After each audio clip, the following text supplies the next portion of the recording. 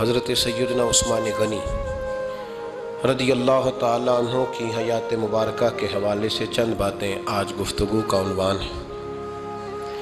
نبی کریم صلی اللہ تعالیٰ علیہ وسلم نے حدیبیہ کے موقع پر 9 ہجری میں عمرے کا ارادہ فرمایا تھا، اور حضور صلی اللہ تعالیٰ علیہ وسلم اپنے کئی سو صحابہ کے ساتھ احرام باندھ کر مقام حدیبیہ پر پہنچ گئے۔ سفیر اس کو بنایا جاتا تھا جو بڑا سمجھدار اور زیرک آدمی ہوتا تھا۔ نبی پاک صلی اللہ علیہ وسلم نے اس موقع پر جس کو اپنا سفیر بنا کے بھیجا وہ حضرت سیدنا عثمان غنی رضی اللہ تعالیٰ عنہ۔ حضور نے انہیں سفیر بنا کر کے مکہ مکرمہ میں بھیج دیا، اور 2 ٹارگٹ دیے اپنے سفیر کو، 2 باتیں فرمایا ایک تو جا کے مکے والوں کو بتاؤ کہ ہم جنگ کرنے نہیں آئے، اللہ کے گھر کا دیدار کرنے آئے، اور بڑے پرامن طریقے سے ہم طواف کریں گے، سعی کریں گے، عمرہ کریں گے، لوٹ جائیں گے۔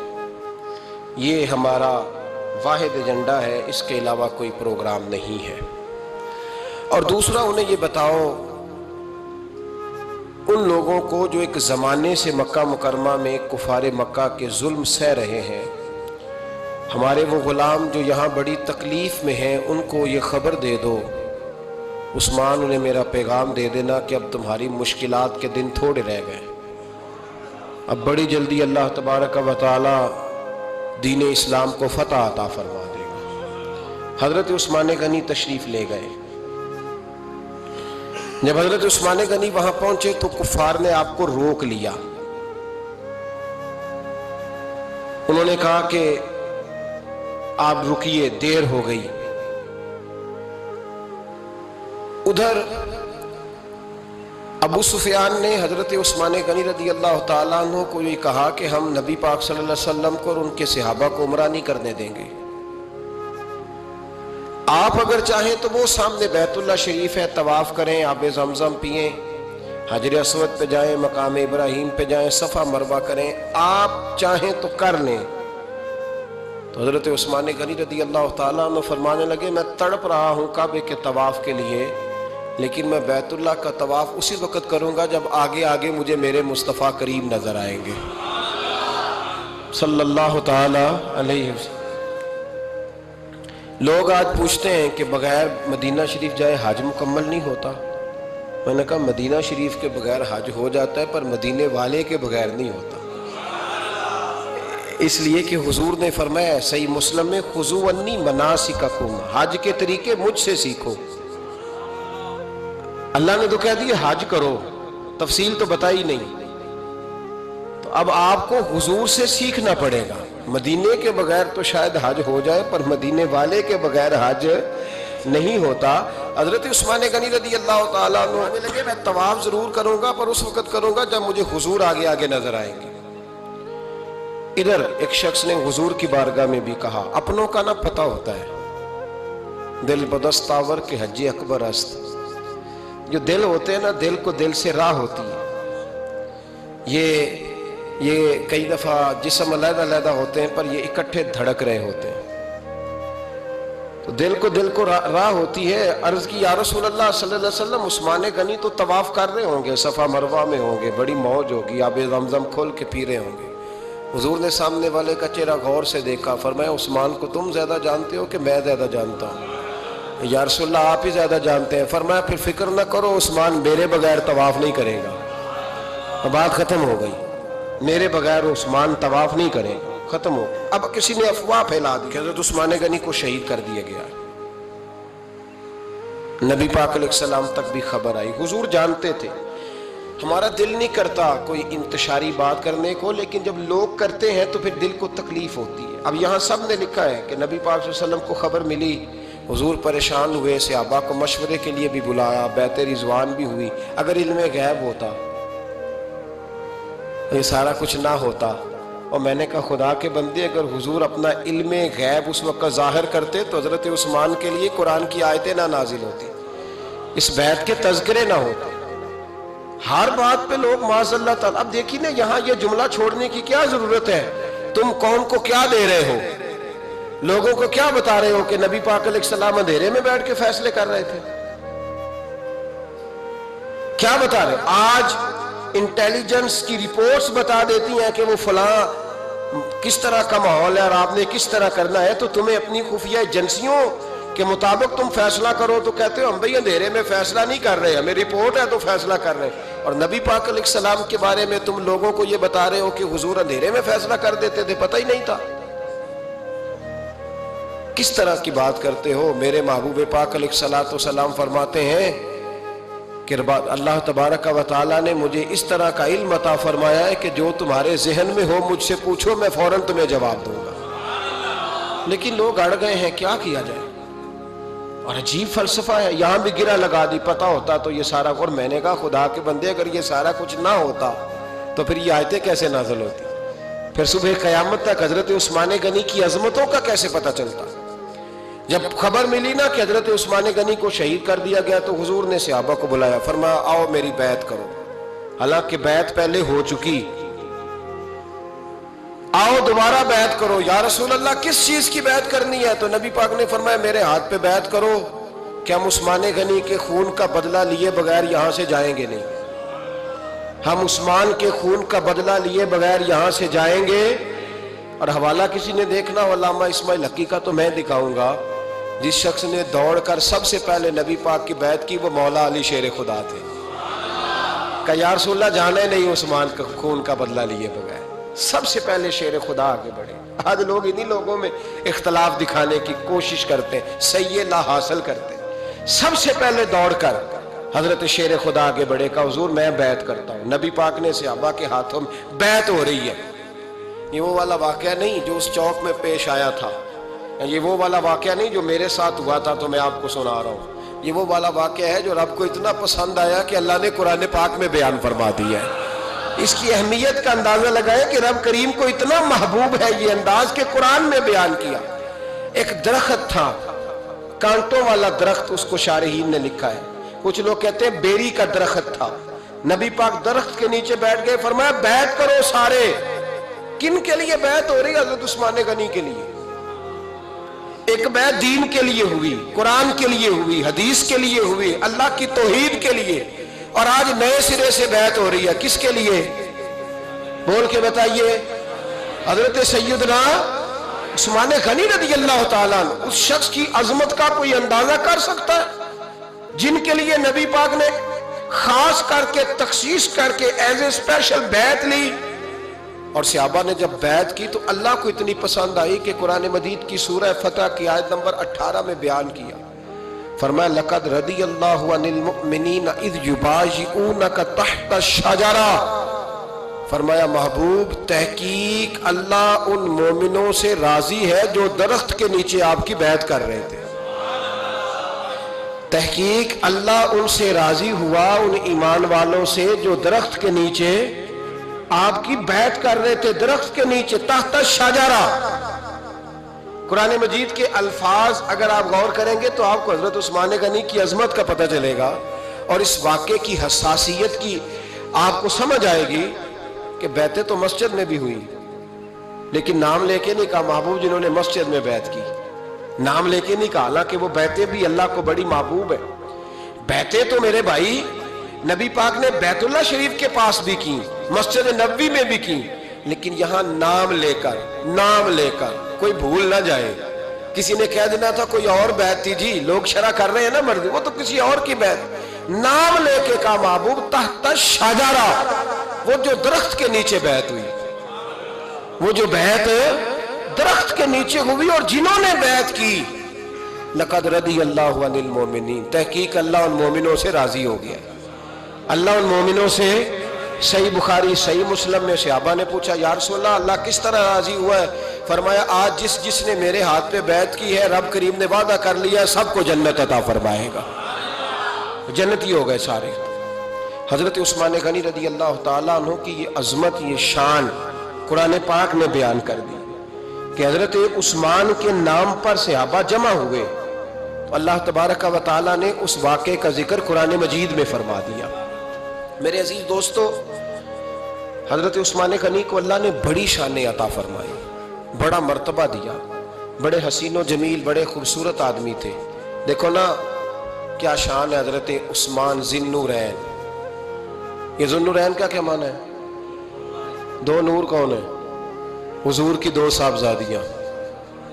اعلیٰ حضرت فرماتے ہیں نور کی سرکار سے پایا دوشالہ نور کا، نور کی سرکار سے پایا دوشالہ نور کا، ہو مبارک تجھ کو ذی النورین جوڑا نور کا۔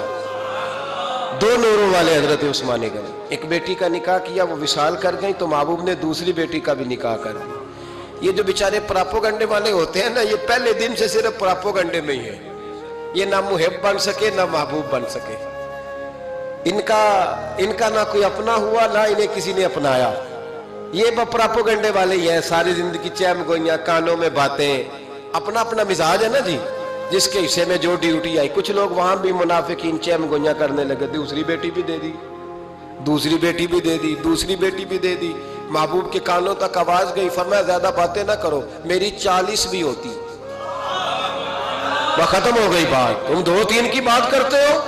حدیث مبارکہ کے لفظ ہے، نبی پاک نے فرمایا میری 40 بھی ہوتی، ایک کے بعد دوسری انتقال کرتی رہتی، میں ساری عثمان کو دے دیتا۔ حد ہو گئی بھئی، اتنا بڑا مرتبہ، چیم گوئیاں نہ کرو، دوسری بھی دے دی، میری 40 بھی ہوتی۔ اس حدیث کا ترجمہ یہ ہے کہ محبوب فرماتے ہیں کہ مجھے عثمان پر اعتبار ہی بڑا ہے، مجھے عثمان پیارا ہی بڑا ہے، عثمان غنی کی عظمت ہی بڑی ہے۔ فرمایا میری 40 بھی ہوتی تو میں ساری یکے بعد دیگر حضرت اسامہ بن زید رضی اللہ تعالیٰ عنہ فرماتے ہیں نبی پاک نے اپنی صاحبزادی حضرت رقیہ رضی اللہ تعالیٰ عنہ کا نکاح حضرت عثمان غنی کے ساتھ کیا، تو دونوں میاں بیوی پیارے بڑے تھے، حسین و جمیل بڑے۔ حضرت عثمان بڑے نفیس آدمی تھے، بڑی نفاست تھی، کپڑا سادہ پہنتے تھے، لیکن لوگ کہتے ہیں کبھی ہم نے ان کے کپڑوں پہ دھبا نہیں دیکھا، چہرے پر اتنا سا گرد کا نشان نہیں دیکھا۔ ہمارے ملک میں سب سے زیادہ خرچہ میک اپ کا آتا ہے، پتہ ہے آپ کو جی؟ اب اگلی جو بات کرنی ہے اس پہ اپنے آپ کو وقت کتنا دیتے ہو، سجنے میں، سورنے میں، تیار ہونے میں کتنا وقت لگاتے ہو؟ فرمانے لگے حضرت عثمان غنی اتنا تو ٹائم ہی نہیں ہے کہ اپنے آپ کو دیا جائے۔ تو قبر اتنے پیارے کیسے لگتے ہو؟ فرمانے لگے اپنی وجہ سے نہیں لگتا، حضور کی وجہ سے پیارا لگتا۔ کب وہ کس طرح؟ فرمانے لگے نبی پاک صلی اللہ علیہ وسلم نے ہمیں وضو دیا ہے، فرمایا ایک دفعہ وضو کر کے آئینے کے سامنے کھڑا ہوتا ہوں، یوں لگتا ہے اللہ نے میرے چہرے کو پہلے سے زیادہ نور عطا کر دیا ہے۔ دیکھیں نا، باقی جسم چھپا ہوا ہے اور جو ظاہر ہے اس پر وضو کا حکم ہے۔ ہاتھ ظاہر ہے تو وضو کر لو، پیر پردے سے باہر ہے تو ان کو دھو لو وضو میں، چہرہ پردے سے کپڑوں سے باہر ہے تو اس کو وضو میں۔ تو عثمان غنی فرماتے 5 وضو تو میں تازہ کرتا ہوں، پچھلا ہو بھی تو نئی نماز تازے وضو سے پڑھتا ہوں۔ اور فرماتے اگر میرا قرآن مجید کھولنے کا ارادہ بن جائے تو پھر وضو 6 بھی ہو جاتے ہیں، اور تہجد کے وقت اٹھوں تو 7 بھی ہو جاتے ہیں۔ فرماتے ہیں علیحدہ سے درود پاک پڑھنے بیٹھوں تو پھر 10-11 وضو بھی ہو جاتے ہیں۔ میں وضو کرتا رہتا ہوں تو اللہ تازگی عطا کر دیتا ہے۔ حضرت اسامہ بن زید حضور کے غلام زادے فرماتے ہیں میں چھوٹا سا تھا تو نبی پاک کے گھر میں گوشت پکا تو سرکار کو 4 بیٹیوں سے بڑا پیار تھا، حضرت فاطمہ سے زیادہ ہے لیکن 4 بیٹیوں سے بڑی محبت تھی۔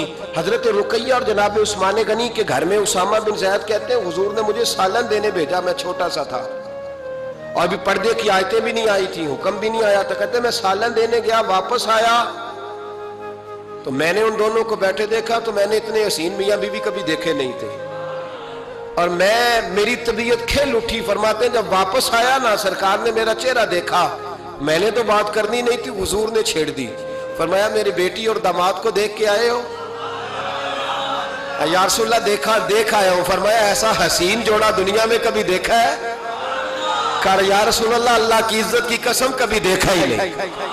یہ ظاہری حسن اللہ نے حضرت سیدنا عثمان غنی رضی اللہ تعالیٰ عنہ کو عطا۔ ایک بات میری یاد رکھنا، حسن ظاہر کا نہیں ہوتا، حسن ظاہر کا نہیں ہوتا، ظاہر کا میک اپ ہوتا ہے، حسن ہمیشہ باطن کا ہوتا ہے۔ جن لوگوں کے اندر معصومیت ہوتی ہے ان کے چہروں پہ بھی آئی جاتی ہے۔ کوئی نہیں سمجھ آئی شاید آپ کو۔ اندر اگر بندہ کڑوا ہونا، کسیلا ہو، چہرہ نہیں روشن ہوتا. اس کی دلیل حدیث میں موجود ہے. نبی پاک صلی اللہ علیہ وسلم سے صحابہ نے کہا یا رسول اللہ، اللہ کا ولی کون ہوتا ہے؟ فرمایا جس کا چہرہ دیکھنے سے اللہ یاد آئے. تو ولایت کا تعلق دل سے ہے، چہرے سے نہیں. ولایت کا تعلق بولیے دل سے ہے، چہرے سے ولایت کا تعلق نہیں ہے. لیکن حضور نے دلیل کیا دی؟ چہرہ دیکھو تو اللہ یاد آئے. گویا محبوب نے فرمایا کہ دل اگر ولی کا ہو تو پھر اللہ تعالیٰ دل کی برکت سے چہرہ بھی نورانی عطا فرما دیتا ہے. چہرہ بھی نورانی. بہت سارے میں نے ایسے بزرگوں کو دیکھا جن کے رنگ گورے نہیں تھے پر نورانی تھے. ہمارے علامہ فیض احمد اویسی صاحب رحمۃ اللہ علیہ، میرے استاد گرامی، کا رنگ گورا نہیں تھا، لیکن جو بابا جی کو دیکھتا تھا فدا ہی ہو جاتا تھا. رنگ گورا نہیں تھا، گندمی تھا، لیکن کیا بات تھی چہرے کی معصومیت کی. تو یاد رکھیں حضرت عثمان غنی کے باطن میں جو حسن تھا، جو وقار تھا، وہ چہرے سے چھلکتا تھا. چند خوبیاں بڑی زیادہ تھی حضرت عثمان غنی میں، بہت زیادہ تھی چند خوبیاں. ایک بہت بڑی خوبی حضرت عثمان غنی کی جس کو نبی پاک نے بڑا چاہا، وہ تھا حضرت عثمان غنی کا سخی ہونا. مالا والے سخی نہیں ہوندے. مالا والے سخی ان کے پاس تو پیسہ بافل ہوتا ہے، کسی وقت 10,000 کا تعاون کاری دیتے ہیں کسی کے ساتھ. وہ سخی نہیں ہوتے بھائی. کسی ایک بندہ 1.5 کروڑ کی اسامی ہے تو کسی کو 20,000 کا تعاون کرتے، سخاوت تھوڑی ہے. کروڑوں روپیہ اس کے پاس پڑا ہوا ہے. مالا والے سخی، یہ میاں صاحب نے کہا مالا والے سخی نہیں ہوندے. سخیاں کل مال نہیں ہوندا. سخیاں کل مال ہے، اس لیے کہ جمع کریں گے تو رہے گا نا. وہ سخی جمع کرتا ہی نہیں.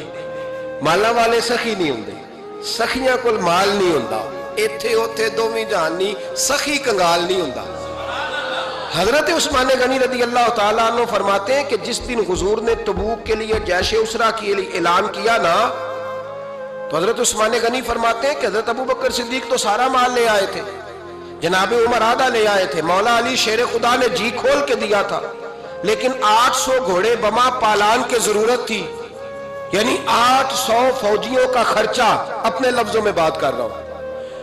فوجی کا خرچہ کیا ہوتا تھا کہ فوجی کا گھوڑا بھی چاہیے، گھوڑے کے ساتھ کجاوا بھی چاہیے، تلوار بھی چاہیے، نیزہ بھی چاہیے، تیر بھی چاہیے، لوہے کی جیکٹ بھی چاہیے. حضرت عثمان غنی کہتے ہیں نبی پاک نے اعلان کرنا شروع کیا. ایک دفعہ اعلان کیا تو میں نے کہا حضور 200 فوجی کا خرچہ میرا. تو نبی پاک نے دوسری دفعہ اعلان کیا تو کوئی اٹھا ہی نہیں. جنہوں نے دینا تھا وہ تو سارا کچھ پہلے ہی دے چکے تھے، کوئی اٹھا نہیں. کہتے مجھے بڑا عجیب لگا کہ میرے مصطفیٰ اعلان کریں. حضرت عثمان غنی فرماتے ہیں، شاہ ولی اللہ صاحب نے ازالت الخفا میں لکھا ہے کہ یوں پکڑ کے کہتے ہیں میں نے اپنا نا گریبان پکڑ لیا. عثمان تیرے نبی کو اعلان کرنا پڑ رہا.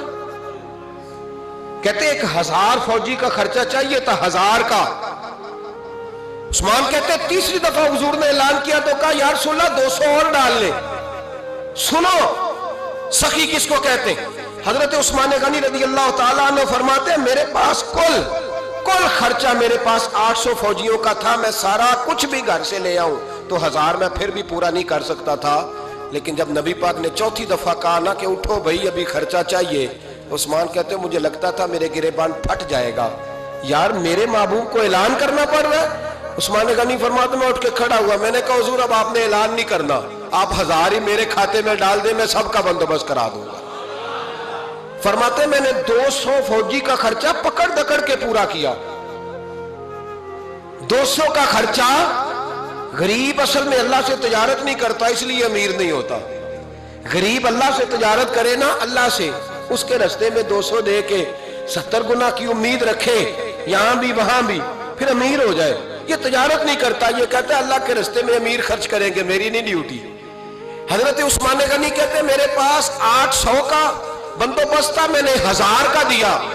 حضور تشریف لے گئے. فرماتے ہیں جہاد سے جب واپسی ہوئی نا، ایک ایسا سودا تھا جس میں سے مجھے نفع کی امید ہی نہیں تھی، پر اللہ نے مجھے 11 گنا نفع عطا فرمایا. مالا والے سخی نہیں ہوندے، سخیاں کل مال. دیکھیں نا جنت البقیع، وہ والا قبرستان جس میں کوئی دفن ہو جائے تو نبی پاک کی سفارش کا حقدار ہو گیا. وہ والا قبرستان جس کا نام ہی جنت ہے. وہاں نا ایک یہودی اپنے جانور باندھا کرتا تھا. تو سرکار ایک دن اس طرف گئے تو واپس آئے، حضرت عثمان غنی قریب کھڑے تھے، نبی کریم صلی اللہ تعالی علیہ وسلم نے فرمایا عثمان اس جگہ کی طرف ذرا چکر لگانا، جگہ بڑی اچھی ہے۔ عثمان غنی گئے، جگہ خرید کے واپس آ گئے۔ حضور نے فرمایا ہوا ہے؟ عرض کی حضور خرید آیا ہوں۔ فرمایا میں نے تو چکر لگانے کا کہا تھا۔ کہا یا رسول اللہ آپ نے یہ بھی تو فرمایا تھا جگہ بڑی اچھی ہے، تو جس کو آپ نے اچھا کہہ دیا یہودی کے پاس تو نہیں نہ رہنی چاہیے، تو میں نے خرید دی۔ شرم نہیں آتی لوگوں کو۔ حضرت عثمان کے بارے میں بات کرتے ہیں، جس قبرستان میں سیدہ پاک بی بی صاحبہ حضرت فاطمہ الزہرا آرام کر رہی ہے، وہ زمین حضرت عثمان نے تحفہ دی ہے۔ حیا نہیں آتی بات کرتے؟ شرم نہیں آتی؟ یہ صدقہ سیدہ فاطمہ کا ہی ہے، انہی کے لیے اللہ نے تحفہ دیا، اور اس کے پیسے حضرت عثمان غنی نے ادا کیے۔ پھر اس قبرستان میں سیدہ پاک نے آرام کیا، پھر اسی قبرستان میں عثمان ابن مسعود نے آرام کیا، پھر اسی قبرستان میں حضرت حلیمہ سعدیہ لیٹی ہوئی ہے، اسی قبرستان کے اندر نبی پاک کی زوجہ سیدہ عائشہ آرام کرتی ہے، پھر اسی زمین پر میرے محبوب کے پیارے نواسے امام حسن آرام فرمائے۔ حضرت عثمان غنی رضی اللہ تعالیٰ عنہ کے بارے میں بات کرتے تیری زبان نہیں کانپتی؟ ان کو بات کرتا ہے جن کے تحفے اہل بیت نبوت نے قبول فرمائے، اور وہاں آرام کرنا انہوں نے پسند کیا، اتنا بڑا جرت مند ہو گیا تو۔ حضرت سیدنا عثمان غنی رضی اللہ تعالیٰ عنہ سخاوت کی تو کمال کر دی حضرت عثمان غنی، اور پھر ضرورت سے زیادہ پیسے دے کے۔ وہ کنویں کی بات بڑی معروف ہے، میں نے بس اشارہ کرنا ہے، نبی پاک نے بھی اعلان کیا تو بڑا ہی اعلان کر دیا، فرمایا وہ میٹھے پانی کا کنواں ہے، قبضہ یہودی کا ہے، جو بندہ خرید کر وقف کرے گا نا اسے کیا ملے گا؟ تو حضور نے فرمایا میری جیب میں جنت کی ٹکٹ ہے، میں اسے جنت دے دینی، یہ ہے عرض جنت، یہ طیبہ کی زمین ہے، جنت بھی یہی، مال کے جنت بھی یہی ہے، جنت لے لے مجھ سے، لے لے۔ حضرت عثمان غنی گئے، اس کو کہا بھئی کنواں میرے ہاتھ بیچ دے۔ کنویں کی قیمت تھی 500-700 دینار، تو حضرت عثمان 500-600 دینار کل کنویں کی قیمت تھی۔ جناب عثمان غنی گئے، یہودی کو پتا تھا کہ یہ خریدنا چاہتے ہیں، فرمایا یار یہ کنواں بیچ دو۔ کہنے لگا نہیں بیچنا۔ فرمایا قیمت منہ مانگی، کہنے لگا قیمت میری مرضی کی، کہا تمہاری مرضی کی، اپنی اپنی اوقات ہوتی ہے نا قیمت لگانے کی، تمہاری مرضی کی۔ کہنے لگا میری شرط ہے میں ایک دن کے لیے کنواں دوں گا، ایک دن میں ایک دن آپ۔ فرمایا یہ بھی منظور ہے۔ کتنے پیسے؟ اس نے کہا میں 3000 دینار لوں گا، 500-600 کا ہے۔ حضرت عثمان غنی فرمانے لگے تو نے اپنی اوقات کے مطابق 3000 مانگا ہے، میں 40,000 لے کے آیا تھا، اپنی اوقات کے مطابق مانگا ہے، 40,000 دینار میری جیب میں۔ یہودی کہنے لگا عثمان تو تاجر ہے، اور عام تاجر نہیں، عالمی سطح کا تاجر ہے، لوگ تیری تجارت کی مثالیں عرب میں دیتے ہیں، پر 500-600 کا کنواں 40,000۔ فرمانے لگے مسئلہ کنویں کا نہیں، مسئلہ مصطفیٰ کے فرمان کا ہے، وہ جو حضور کا فرمان پورا کرنا ہے نا، اس کے لیے 40,000 تھوڑے ہیں، میرے پاس تھے ہی اتنے جو لے کے آیا ہوں۔ حضرت عثمان نے پیسے چکائے، اس نے کہا ایک دن پانی ملے گا، فرمایا منظور ہے۔ وہ ایک دن بیچا کرتا تھا پانی، حضرت عثمان نے اعلان کر دیا جو میرا دن ہے نا فری پیو، اپنے بھی پیو، بیگانے کا اعلان کوئی نہیں کرنا، میرا کوئی پروگرام نہیں۔ لیکن آپ مطلب ہلکا ہلکا ایسے ایسے دیکھیں گے، سوچیں گے، غور کریں گے، اور بھائی پیسہ بھی بانٹنے سے چلو بولو تو صحیح نا، اس پر بھی آپ حامی تو بھرے نا، سچی بات کر تو لینی چاہیے نا۔ چلے عمر آپ 2 سال کے بعد کر لینا، 6 سال کے بعد کر لینا، پر ہاں نہ تو صحیح کرے نا، پیسہ بھی ہمیشہ بانٹنے سے۔ ملا رومی رحمت اللہ علیہ فرماتے ہیں کنویں سے سادہ پانی نکل جائے تو تازہ آ جاتا ہے، اور اگر پانی کنویں کے اندر رہے سارا ختم نہ ہو تو باسی ہو جاتا ہے۔ اس لیے فرمایا کرتے تھے میں اس کنویں سے پانی پیتا ہوں جس پہ رش زیادہ ہوتا ہے، اس لیے کہ وہاں سے پانی ختم ہوتا ہے تو تازہ آتا رہتا ہے۔ فرماتے تو اللہ کے رستے میں سارا خرچ کر دے، اللہ تازے عطا کر دے گا اور پہلے سے زیادہ عطا کر دے گا۔ میرا آپ کا مسئلہ یہ ہے کہ تجارت بندوں کے ساتھ ہے، بندوں کے ساتھ جو تجارت ہے نا، بندے کنجوسی کر جاتے ہیں، بندے کا تو صحیح کام چل جائے تو پارٹنر کو فارغ کر دیتا ہے، یہ تو فارغ ہے، اور اگر کبھی کسی کی دکان میں کوئی کرایہ دار اچھا اس کی دکان چل جائے تو مالک کہتا ہے تو جا، اب دکان میں نے خود کھولنی ہے، وہ فارغ کر دیتا ہے۔ بندوں کا تو مزاج اور اللہ تبارک و تعالیٰ سے جب تجارت ہوتی ہے نا، میں نے ایسے لوگ دیکھے ہیں جن کے گھروں میں لاکھوں روپیہ ماہانہ آتا ہے، غربت نہیں جاتی۔ ان کو سوچنا چاہیے کہ کثرت والا پیسہ آیا ہے پر برکت والا نہیں آیا۔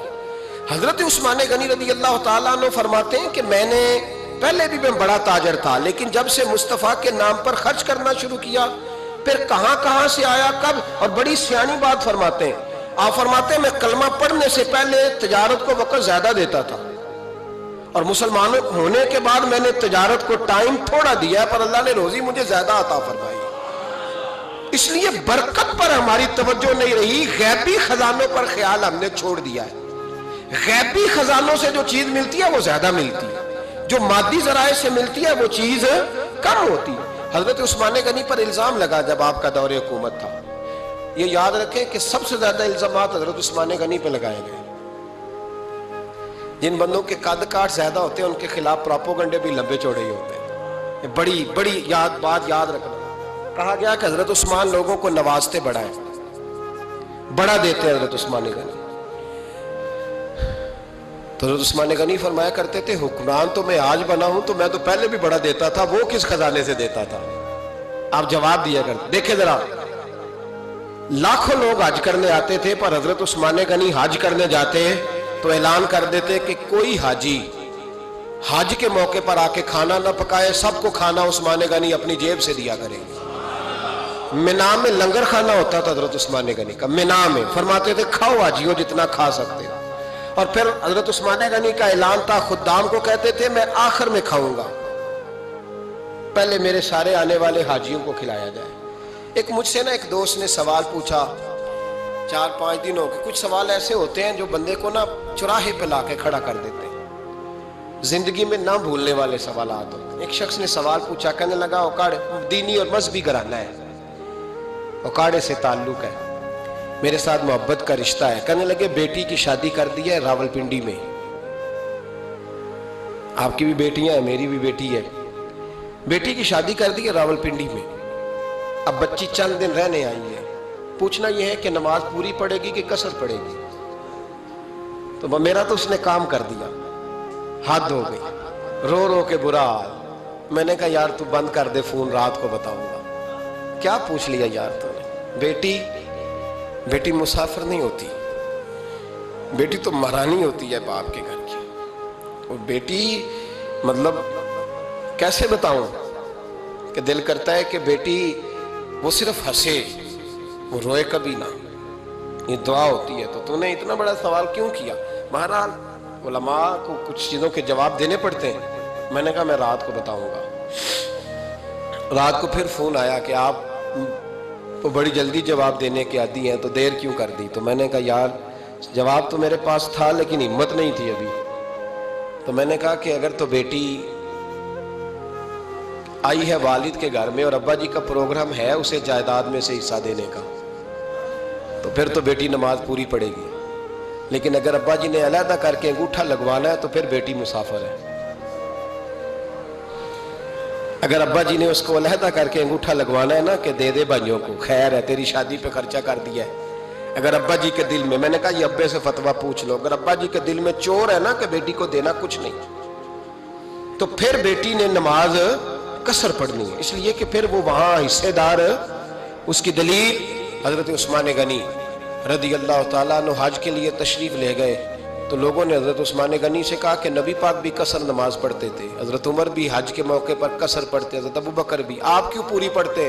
فرمایا ان کا مکے میں گھر کوئی نہیں تھا، میرے تو پورے کے پورے باغ ہیں، تو میں یہاں مسافر نہیں ہوں، میں یہاں مقیم ہوں، تو اگر تو بیٹی کا حصہ بھی ہے ابا جی کے گھر میں تو پھر وہ نماز پوری پڑے گی۔ لیکن اگر ابا جی نے اللہ تعالیٰ خیر فرمائے بیٹوں کے حق میں فیصلہ سنا دیا ہے اور انہوں نے بیٹی سے کہہ دیا ہے کہ چھوڑ، جو بیٹیاں حصہ لیتی ہیں ان کے بھائی نہیں ملتے تو نہ ملے بھائی، کوئی عرض نہیں، ضروری ہے ظالم بھائیوں سے رابطہ رکھنا جو کھا جائے بہنوں کا حصہ۔ والد ظالم ہے، ظالم ہے باپ، بیٹے کو حصہ دیتا ہے بیٹی کو نہیں دیتا۔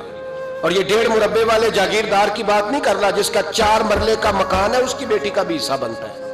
کیوں کھاتے ہو بیٹیوں کا حصہ؟ ڈر نہیں آتا اللہ تعالیٰ سے؟ کیوں کھاتے لوگ بیٹیوں کا حصہ؟ جب اللہ رسول نے رکھا ہے تو کیوں کھا جاتے؟ اور پھر کہتے ہیں جناب بڑا پیار ہے بیٹی سے، رونے دھونے کے لیے پیار ہے؟ تو یاد رکھیں حضرت عثمان غنی رضی اللہ تعالیٰ عنہ کا لنگر چلتا تھا۔ تو میرے بھائی ایک اور بہت بڑی خوبی حضرت عثمان غنی کی تیسری وہ یہ تھی کہ آپ میں اللہ نے بہت زیادہ حیا رکھی تھی۔ آج نا اگر آپ ناراض نہ ہو تو ہماری حکومتوں میں جو بدتمیز زیادہ ہوتا ہے اس کا عہدہ زیادہ ہوتا ہے، اس کو اچھا عہدہ ملتا ہے جو بدتمیزی زیادہ کرتا ہے۔ اور ہمارے ہاں نوجوان سمجھتے ہیں کہ کھل کے پھرنا، کھل کے کھانا، مرضی کا لباس پہننا۔ ہمارے ایک بزرگ فرمایا کرتے تھے جب سے پیسے لوگوں کے پاس زیادہ آئے ہیں لباس چھوٹے ہو گئے، پیسہ زیادہ آ گیا کپڑے جسموں پہ سکڑ گئے۔ لوگ سمجھتے ہیں کہ بس جو دل میں آئے کہہ دینے کا نام جمہوریت ہے، آزادی رائے ہے۔ حضرت عثمان غنی رضی اللہ تعالیٰ عنہ شرم و حیا کے پیکر تھے، بڑا پیسہ تھا، بڑا کچھ تھا، لوگ ڈرتے تھے، سردار بھی تھے، جو چاہتے کر سکتے، روب طاری ہوتا۔ لیکن عثمان غنی کو جب بھی کوئی دیکھتا تھا کسی کونے میں بیٹھے نظر آتے تھے، چھپے ہوئے، پیچھے، شرم و حیا، نفاست پسندی، بڑھ بڑھ کے آگے ہونا، ہر ویڈیو میں شامل ہونے کی کوشش کرنے کا نام پیار نہیں ہے۔ نفاست پسند جو لوگ ہوتے ہیں وہ اکثر چھپے ہوئے ہوتے ہیں، ان کا پتہ ہی نہیں ہوتا لوگوں کو کہ پیچھے دراصل ہے کون۔ دیکھیے نا بڑی معروف حدیث ہے صحیح مسلم میں، نبی پاک صلی اللہ علیہ وسلم آرام فرما رہے تھے، حضور نے تامت مبارک باندھی ہوئی تھی، لیٹے ہوئے تھے سرکار۔ تو جب آدمی لیٹتے تھے نا، ہمارے بزرگ بھی جب لیٹتے ہیں تو تامت کو سمیٹا کرتے تھے تو گھٹنوں تک آ جاتی تھی، دیکھا نا آپ نے، گھٹنوں تک تامت آ جاتی جب لیٹتے۔ تو سرکار بھی لیٹے تھے، پردے کی ابھی آیتیں نہیں آئی تھی، دروازے پہ دستک ہوئی، حضرت عائشہ صدیقہ عرض کرنے لگی یا رسول اللہ میرے ابا جان جناب ابو بکر صدیق آئے۔ حضور نے فرمایا بلا لو۔ حضرت عائشہ کہتی ہیں وہ آ کے بیٹھ گئے، حضور لیٹے رہے، پھر دستک ہوئی، اب کون ہے؟ کہا سیدنا فاروق اعظم۔ کہا عائشہ آپ ساتھ والے حجرے میں چلی جاؤ۔ اماں جی وہاں چلی گئی۔ تھوڑی دیر کے بعد حضرت عمر آئے، حضور لیٹے رہے، جناب عائشہ کہتی ہیں پھر دستک ہوئی، اب کون ہے؟ فرمایا عثمان غنی۔ نبی کریم نے فرمایا اسے کہو ذرا ٹھہر جائے۔ حضرت عثمان ٹھہرے تو حضور اٹھ کے بیٹھے، تہمت مبارک کو ٹھیک کیا، پھر اپنے کرتے مبارک کو سیدھا کیا، پھر دستار کو سیدھا کیا، فرمایا اب بلاؤ عثمان غنی۔ حالانکہ جاہو جلال حضرت عمر کا زیادہ ہے، حالانکہ وقار مقام حضرت صدیق اکبر کا زیادہ ہے، اب بلاؤ عثمان غنی کو۔ حضرت عثمان غنی رضی اللہ تعالیٰ عنہ آئے، بیٹھے، بات چیت ہوئی، تینوں چلے گئے۔ حضرت عائشہ صدیقہ کہتی ہے میرے ذہن میں سوال رہ گیا، میں نے عرض کی یا رسول اللہ صلی اللہ تعالیٰ علیہ وسلم وہ دو لوگ آئے، آپ بیٹھے رہے، عثمان آئے تو آپ نے اہتمام کیا، کیا لفظ ہے، اور لفظوں میں تاثیر ہے، اور جملے دو کہے نبی پاک نے لیکن کتنا بڑا ان کا مرتبہ بیان کیا۔ فرمایا عائشہ میں اس شخص سے حیا نہ کروں جس سے اللہ کے فرشتے بھی حیا کرتے ہیں، میں اس سے حیا نہ کروں جس سے اللہ کے فرشتے بھی حیا کرتے ہیں۔ حضرت عثمان غنی فرمایا کرتے تھے میں نے جب سے حضور کا چہرہ دیکھا ہے دوبارہ پلٹ کے اپنی شرمگاہ بھی کبھی نہیں دیکھی، گویا میں نے اپنی آنکھوں کا وضو نہیں توڑا جب سے حضور کا۔ فرماتے جب سے یہ ہاتھ نبی پاک کو بیعت کے لیے دیا ہے پھر گندگی میں نہیں جانے دیا میں نے سیدھا ہاتھ۔ حضرت عثمان غنی فرمایا کرتے تھے میں اپنے گھر کے اندر اپنے غسل خانے میں چار دیواری کے اندر بھی کپڑوں سمیت غسل کرتا ہوں، مجھے حیا آتی ہے غسل خانے میں بھی کپڑے۔ اور سنو ایک اور بڑی بات اہم، آپ فرمایا کرتے تھے میری جو محرم عورتیں ہیں نا، محرم پھپھی خالہ، میری جو محرم عورتیں ہیں، فرمایا کرتے تھے میں نے کبھی ان کے بھی چہرے آنکھ بھر کے نہیں دیکھے، ان کے بھی چہرے کبھی میں نے آنکھ بھر کے نہیں دیکھے۔ جو میری محرم عورتیں ہیں پھپھی خالہ، فرماتے تھے ان سے بھی جب بات کرتا ہوں تو میں چہرہ جھکا کے۔ ہمارے ہاں تو کزن ایک دوسرے سے سلام لیتے ہیں، لڑکیاں لڑکے کزن ایک دوسرے سے سلام لیتے ہیں۔ بچیاں آیا کرتی تھی تو میری کبھی کبھی مجھے بتایا جاتا تھا، میں نے ایک پابندی لگا دی، بچیاں جب مدرسے میں آتی تھی کہ جو دور سے بچی آئے اس کو جس آدمی کا نام لکھا ہو بتایا جائے وہی لینے آئے۔ ایک دن مجھے اطلاع دی گئی کہ آپ تھوڑی دیر آئیں، میں گھر گیا تو مجھے بتلایا گیا کہ ایک بچی ہے تو اس کو جو پہلے لینے آتا تھا وہ نہیں آیا، کوئی اور آیا۔ میں نے اس کے بھائی کو فون کیا کہ آپ لینے نہیں آئے، کہنے لگے یہ کزن ہے ہمارا، اس کے ساتھ بھیج دیں آپ، ہمارا ہی کزن ہے، خالہ زاد ہے۔ میں نے کہا یار آپ کہاں ہو؟ کہنے لگے مجھے 20-25 منٹ لگ جائیں گے. تو میں نے کہا ابھی کلاسیں بھی جاری ہیں تو آپ ہی آ جانا خود ہی. میں نے کہا سب آپ بھیج دیں, مجھے اعتبار ہے اس پہ. میں نے اس کو ایک بات کہی جو آپ کو بھی کہتا ہوں. میں نے کہا یار تمہیں اعتبار ہے تو اللہ رسول کو اعتبار کیوں نہیں؟ انہوں نے کیوں غیر محرم بنایا؟ عجیب تماشا ہے. مجھے پھپھی ذات پہ, خالہ ذات پہ, ماموں ذات پر اعتبار ہے, نبی پاک کو کیوں نہیں؟ آپ کو زیادہ پیار ہے لوگوں سے یا نبی پاک کو امت سے زیادہ پیار ہے؟ کیا مطلب تماشا ہے؟ کیا مزاج بنا لیا میں نے اور آپ؟ نبی پاک نے ایک شخص پر اعتبار نہیں کیا, فرمایا اس سے پردہ کرو. آپ نے اور میں نے کیسے کر لیا؟ نبی پاک نے خالہ ذات, پھپھی ذات, دیور پر, جیٹ پر, سالے پر, بہنوئی پر اعتبار نہیں کیا, پابندی لگا دی. تو نے کیسے کیا؟ تجھے تیرے دل میں زیادہ درد ہے, تو زیادہ دین کو سمجھنے لگا ہے, انسانیت زیادہ اچھل آئی ہے تیرے اندر. اعتبار کیا ہوتا؟ یاد رکھنا دنیا میں جتنے گھر تباہ ہوئے ان لوگوں کی وجہ سے نہیں ہوئے جن پر اعتبار نہیں تھا, ان کی وجہ سے ہوئے جن پر اعتبار تھا. گھر کا بیٹی لنکا ڈھائے, باہر والے آ کے کبھی بھی گھر میں کوئی نقب زنی نہیں کرتے, جب بھی کرتے ہیں اعتبار والے کرتے ہیں. میرے رسول پاک علیہ الصلوۃ والسلام کی وہ ازواج جن پر اللہ کو اتنا اعتبار ہے کہ رب کہتا ہے میرے محبوب کی بیویوں تمہاری جیسی دنیا میں دوسری ہے ہی کوئی نہیں, اللہ کو اتنا اعتبار ہے. لیکن ایک نابینا صحابی آئے تو حضور کی 2 ازواج بیٹھی تھی, تو نبی پاک نے فرمایا پردہ کرو. یا رسول اللہ وہ تو نابینا ہے. فرمایا تمہیں تو نظر آ رہا ہے نا, تمہاری آنکھیں تو کھلی ہوئی ہیں. حضور کو اعتبار نہیں تھا. بس کر دیں, سب سے بڑا ظالم وہ ہے جو کہتا ہے مجھے بیٹی پہ اعتبار ہے. وہ ظالم ہے, وہ اپنی بیٹی کے ساتھ ظلم کر رہا ہے. جو کہتا ہے مجھے اعتبار ہے, کالج جا رہی ہے, یونیورسٹی جا رہی ہے, اکیلے آ جا رہی ہے, مجھے اعتبار ہے. یہ ظلم کر رہا ہے بچی کے ساتھ. وہ تو بچی ہے, اس کا تو ذہن کمزور ہے. ہو سکتا ہے صاف دل ہو, لیکن سامنے جو شیطان چوکوں میں گلیوں میں دائیں بائیں گھوم رہے ہیں وہ تو صاف دل نہیں ہے نا, وہ تو معصوم طبع نہیں ہے نا. تو بعض اوقات بڑے اچھے نفیس بچے بھی شیطانوں کا شکار ہو جاتے ہیں. خدا کا خوف کریں.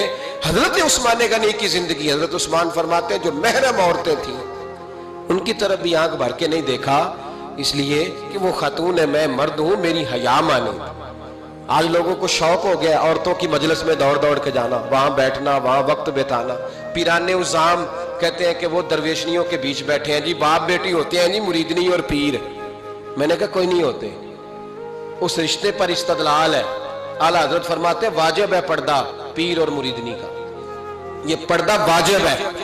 اگر کوئی شخص اس طرح بے پردہ بیعت لے گا, بیچ میں بیٹھے گا, تو اس کا تو مرید ہونا ویسے ہی حرام ہے, جائز ہی نہیں ہے. جو سارا دن تویز دھاگے کے لیے بیٹھا رہے اور بیویوں سے گفتگو کرتا رہے. خدا را حضرت عثمان غنی رضی اللہ تعالیٰ عنہ کی زندگی میں جو باتیں ہمیں بہت زیادہ ملتی ہیں ان میں نفاست ہے, آپ کی حیا ہے, سخاوت ہے. ایک بات اور سن لیں, بڑا ستایا گیا حضرت عثمان غنی کو, پراپوگنڈے کیے گئے, آپ کے خلاف مہم چلی. عبداللہ ابن سبا نے بڑی مہم جوئی کی آپ کے خلاف.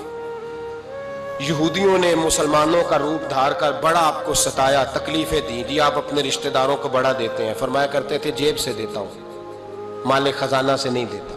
حضرت عثمان غنی رضی اللہ تعالیٰ عنہ کو بڑا ستایا گیا. یہ واحد خلفائے راشدین میں خلیفہ ہے جن کا 40 دن پانی بند کیا گیا, کھانا نہیں آنے دیا گیا. لیکن کمال ہستی حضرت عثمان غنی کی. مولا علی جیسے شیروں نے جا کے کہا آپ اشارہ کریں, یہ جو آپ کے خلاف نکلے ہوئے ہیں تو ایک تلوار سے مار دیے جائیں گے. تو حضرت سیدنا عثمان غنی فرمانے لگے میں وہ والا مینڈا نہیں بننا چاہتا جس کی وجہ سے مدینے کی گلیاں رنگین ہو جائیں. امن کا کعب خلافت چھوڑ دیں. فرمایا حضور نے کہا تھا اللہ تمہیں ایک قمیض پہنائے گا, لوگ اتارنا چاہیں گے, تم نے اتارنی نہیں. صبر سے, حوصلے سے, اطمینان سے.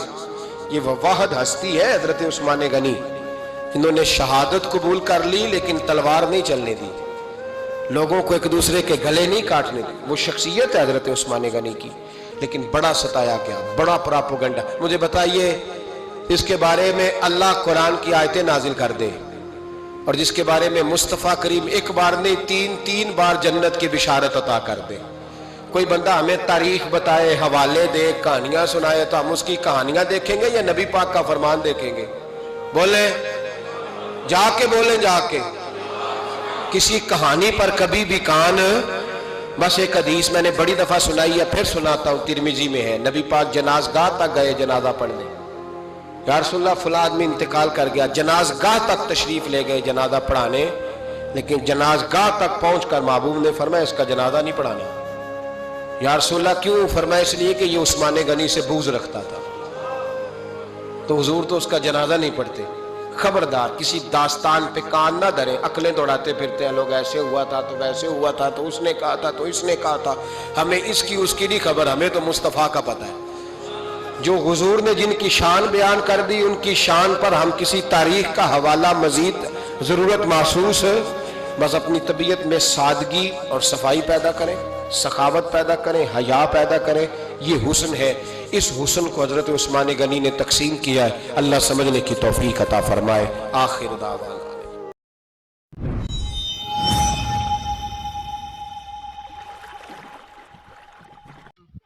تمام شکاری دوستوں سے گزارش ہے کہ ان دنوں ایک تو شکار نہ کریں، ان کے بچوں کے دن ہیں. حاملہ مادی کو اگر آپ شکار کرتے ہیں ریفل کے ساتھ تو اس کا پتہ نہیں چلتا ہے. کائنڈلی آپ لوگ جال کے ساتھ شکار کریں. جال کے بعد شکار جب آپ کر لیتے ہیں تو آپ کو پتہ چل جاتا ہے جانور حاملہ ہے یا یہ دودھ پلانے والا ہے. اگر حاملہ ہے، دودھ پلانے والا ہے، تو کائنڈلی اسے چھوڑ دیں، اس کے بچوں کے پاس جانے دیں. تھینک یو، بہت مہربانی.